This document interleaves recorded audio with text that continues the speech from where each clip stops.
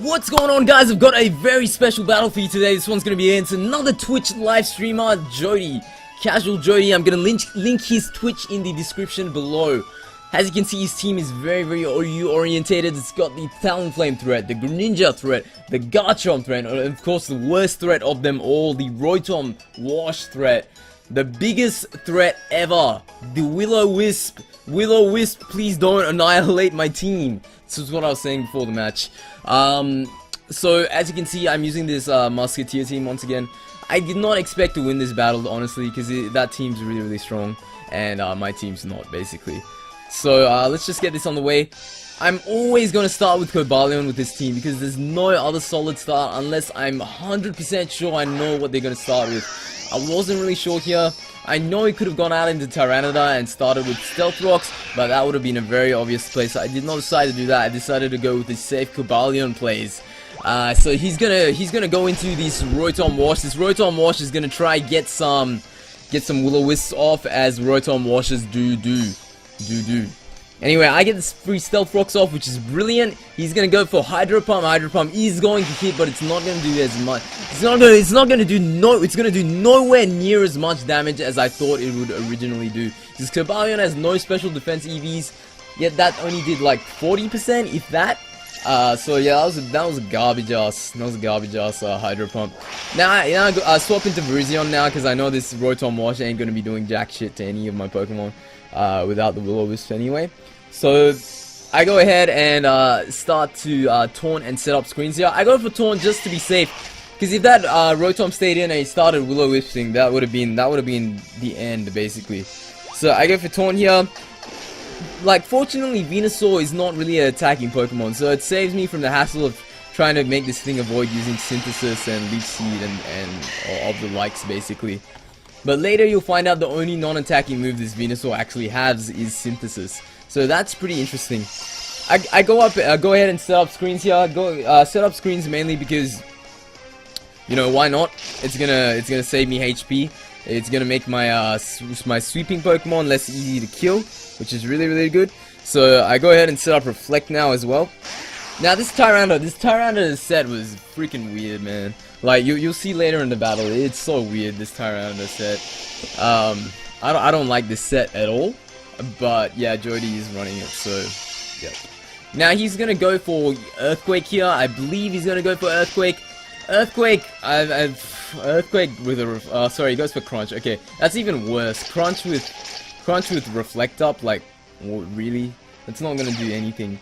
And I get the Justified attack bonus. Unfortunately, I'm not running a physical Virizion. If I was running a physical Virizion, that would have been the end. That would have been the end for this Tyranitar. This Tyranitar would be dead now, right now. That was a Leaf Blade instead of Giga Drain.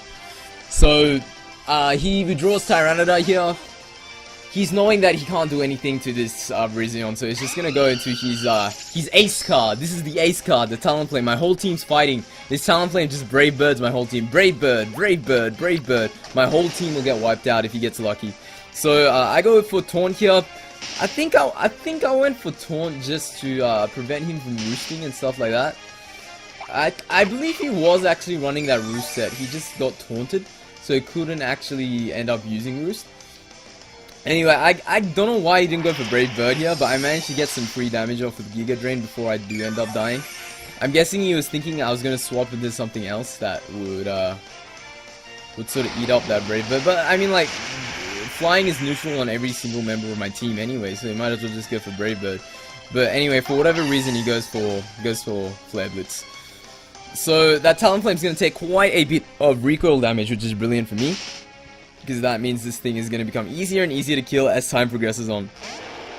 The only thing I'm willing to sacrifice at this point is Athos, because Athos is not going to die to a Brave Bird, nor is it going to die to a Flare Blitz. So it's the best thing to send out. I made a very bad play here. I thought he was going to swap into that Tyranitar he still had for some reason. I don't know why. I thought like he would have been like, oh hey, this man's going to use Stone Edge, I should swap into Tyranitar. But he ends up swapping into Venusaur, because Venusaur is obviously more tanky, and that Tyranitar set's weird as all hell, man. Like, when it finally dies, I'll show you guys what the set is. Like, you guys will figure it out, like what that set is. Now I go into Aramis here. Aramis, the Cobalion. I just want to see what he does. I was hoping that he would use Sludge Bomb and I get the free turns, free switch initiative basically. He ends up going for Synthesis. That's not too bad considering I have a Gallade and Gallade probably could 1 or 2 shot this at the end of the day. I go for the Thunder Wave here. Thunder Wave's gonna cripple this thing's speed, which is brilliant. It's not the fastest thing in the world, but I could get Power Hacks at any one point, which is brilliant. Anyway, he's gonna go for Giga Drain here. Giga Drain's not gonna do anything to Cobalion at all. I go for Taunt here to make sure he can't use Synthesis in the following turn so I can secure the kill on this Venusaur. Securing the kill on the Venusaur, the Rotom Wash, and the Talonflame is very, very crucial and important in this this particular match. Anyway, I swap out here. I want to use Aramis for another time, maybe Death Folder, maybe if I want to Taunt or Thunder Wave, something else which is slower than it. So I go into Gallade. I was hoping that he would go for some sort of special attacking move like Giga Drain or Sludge Bomb. But he ends up being paralyzed anyway, which is even better. I mean, it just means I don't take any damage, which is great. So I can get the free Mega Evolve here, and I can go for a Zen Headbutt. And now I get some more hacks, which is really, really unfortunate on Jodie's part. So this Zen Headbutt does end up flinching, unfortunately. So that flinch is going to be crucial. This Venusaur is just going to die to that flinch, unfortunately. So Venusaur, that'll be the end of the reign of Venusaur. Venusaur is just going to go back and live in Indonesia with the Rafflesia plants again. Seto Kaiba here is just chilling with Blue Eyes and he's there. Blue Eyes isn't even out yet. Blue Eyes got kicked from the party. That Noivern got kicked from the party. Whenever something misses a move now, I'm just gonna say it did a Noivern, because honestly that thing was the worst. So as you can see, Tyranitar outsped Seto Kaiba. What does this tell you? This tells you it is Scarfed, unless Pursuit got some sort of weird priority bonus, which I doubt. Anyway, so I don't know, like Scarf Tyranitar, I never thought that was ever a thing. Like I never liked Scarf Tyranitar. I would have just preferred to run Dragon Dance and hope to survive a hit or something. But yeah, he does run a Scarf Tyranitar, which is really, really weird. Now he's gonna go into Rotom Wash here. Rotom Wash, I mean, Rotom Wash isn't gonna do shit. It's just gonna sit there and try to burn stuff. So yeah, he does indeed go for the burn. Now, this is where the mind games start to occur. So, turn 18. This is turn 18 out of 34, guys. This match is very, very long. So, turn 18. He could go for the Volt Switch here and kill Keldeo. But, if I do predict that Volt Switch and I swap into Gallade, everything else on his team is going to be at a disadvantage to Gallade, because Gallade is strong against everything else on his team. So, the prediction case here is whether he's going to go for another Will-O-Wisp or some other move, or he's going to go for the Volt Switch to kill Keldeo. And he does, I think he does see that, because he goes for Pain Split. He goes for Pain Split just to be safe. He does see that. So, that's all good and well. Seto Kaiba's not going to take a lot of damage. Now, I really don't want to risk this thing getting burned this early in the game, because all of his Pokemon are really high HP. If Seto Kaiba gets burned here, his whole deck's going to fall apart. He's going to have nothing.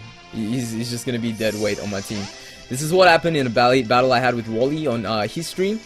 I ended up burning my Meloetta and my Gallade, and it just that match just turned to crap. So yeah, all depends on that. So now he's gonna go for Will-O-Wisp. I'm just sacking Aramis here basically. I just want to sack Aramis. Fortunately for me, I can get the free taunt off. I was hoping Aramis would die in 2 turns here, so I wouldn't have to deal with this recovery bonus this Rotom's getting every turn from staying in battle basically. But unfortunately, as I said, it does take 3 turns to kill. Which is fine. So he tries to go for Will-O-Wisp again here, basically because he wants to stall me out and make me waste 3 turns instead of making me waste 2 turns. So Aramis is gonna take the burn damage here, and now I go for Thunder Wave. I mean, like, there's no reason not to, so I just decided to, you know, just go for it. Now he's gonna Volt Switch out of Rotom Wash. This is a really weird play. Why would you Volt Switch out of Rotom Wash? Give me the switch advantage on whatever you bring in when my Gallade is strong against the rest of your team. That doesn't make sense at all. Don't know what he's doing there. However, I was fearing this Garchomp was Scarfed because I thought that this man had a game plan, but then I forgot he's Jodie. He does not have a game plan. But anyway, Rock Slide. This was really unfortunate for Meloetta, guys. Meloetta did not get to do anything this battle because of hacks. So it gets flinched by the Rock Slide, and now it's going to get killed by Earthquake. The one thing Meloetta did provide to me, however, was telling me that Garchomp was not actually Choice Scarfed. which allows me to send out Gallade here, and I know I can outspeed this Garchomp now. Unfortunately, he sees through that, and he's going to swap out into Rotom Wash.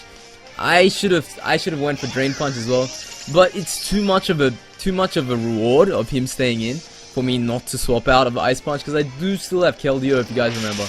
If anything goes wrong, I can swap back into Keldeo, get a Sacred Sword off, and this would probably die to another Drain Punch after that.